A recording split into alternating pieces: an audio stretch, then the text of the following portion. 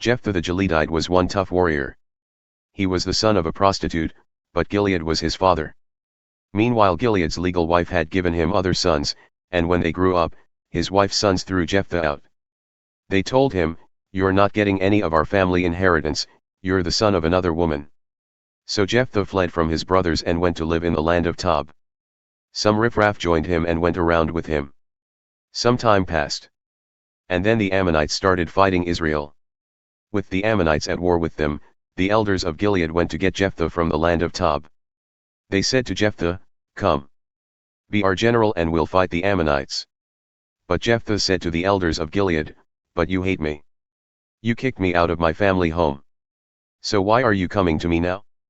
Because you are in trouble. Right?" The elders of Gilead replied, "That's it exactly. We've come to you to get you to go with us and fight the Ammonites. You'll be the head of all of us, all the Gileadites." Jephthah addressed the elders of Gilead, "So if you bring me back home to fight the Ammonites and God gives them to me, I'll be your head, is that right?" They said, "God is witness between us, whatever you say, we'll do." Jephthah went along with the elders of Gilead. The people made him their top man and general. And Jephthah repeated what he had said before God at Mizpah.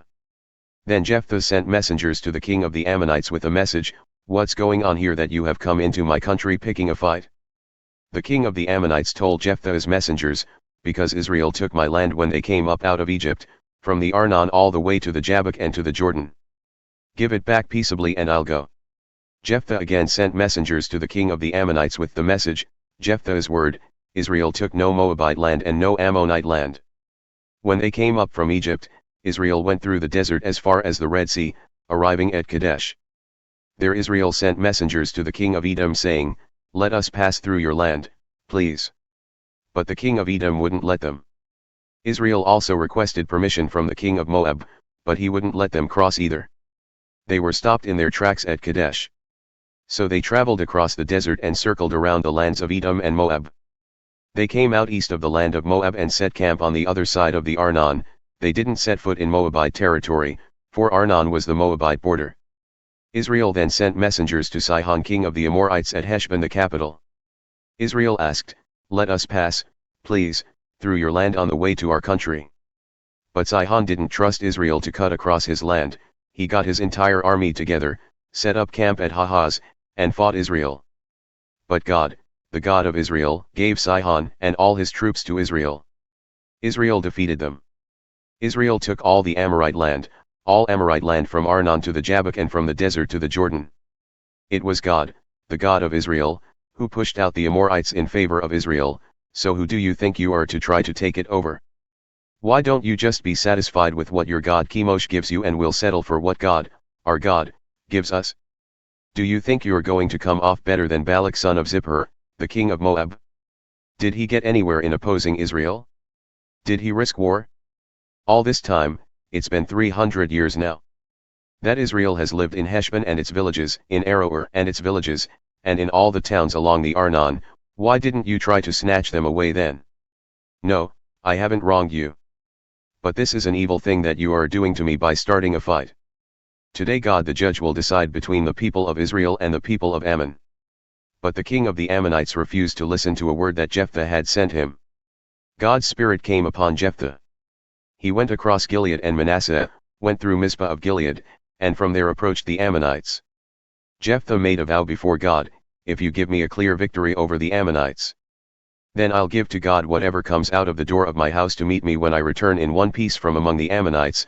I'll offer it up in a sacrificial burnt offering." Then Jephthah was off to fight the Ammonites. And God gave them to him. He beat them soundly, all the way from Aroer to the area around Minnith as far as Abel Keramim, 20 cities. A massacre. Ammonites brought to their knees by the people of Israel. Jephthah came home to Mizpah. His daughter ran from the house to welcome him home, dancing to tambourines. She was his only child. He had no son or daughter except her. When he realized who it was, he ripped his clothes, saying, "Ah, dearest daughter, I'm dirt. I'm despicable. My heart is torn to shreds. I made a vow to God and I can't take it back." She said, "Dear father, if you made a vow to God, do to me what you vowed."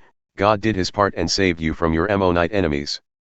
And then she said to her father, But let this one thing be done for me.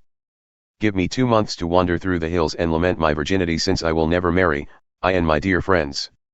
Oh yes, go, he said. He sent her off for 2 months.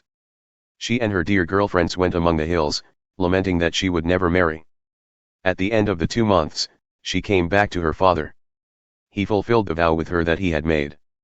She had never slept with a man. It became a custom in Israel that for 4 days every year the young women of Israel went out to mourn for the daughter of Jephthah the Gileadite. The men of Ephraim mustered their troops, crossed to Zaphon, and said to Jephthah, Why did you go out to fight the Ammonites without letting us go with you? We're going to burn your house down on you. Jephthah said, I and my people had our hands full negotiating with the Ammonites. And I did call to you for help, but you ignored me.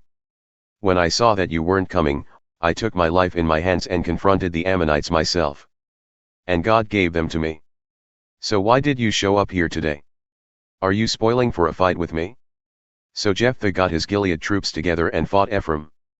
And the men of Gilead hit them hard because they were saying, Gileadites are nothing but half-breeds and rejects from Ephraim and Manasseh. Gilead captured the fords of the Jordan at the crossing to Ephraim. If an Ephraimite fugitive said, Let me cross, the men of Gilead would ask, Are you an Ephraimite? And he would say, No, and they would say, Shibboleth. But he would always say, Sibboleth. He couldn't say it right. Then they would grab him and kill him there at the fords of the Jordan. 42 Ephraimite divisions were killed on that occasion. Jephthah judged Israel 6 years. Jephthah the Gileadite died and was buried in his city, Mizpah of Gilead. Ibzan. After him, Ibzan of Bethlehem judged Israel. He had 30 sons and 30 daughters. He gave his daughters in marriage outside his clan and brought in 30 daughters-in-law from the outside for his sons.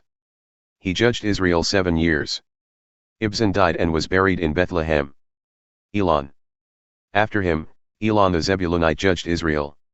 He judged Israel 10 years. Elon the Zebulunite died and was buried at Aijalon in the land of Zebulun. Abdon. After him, Abdon son of Hillel the Pirathonite judged Israel. He had 40 sons and 30 grandsons who rode on 70 donkeys. He judged Israel 8 years. Abdon son of Hillel the Pirathonite died and was buried at Pirathon in the land of Ephraim in the Amalekite hill country.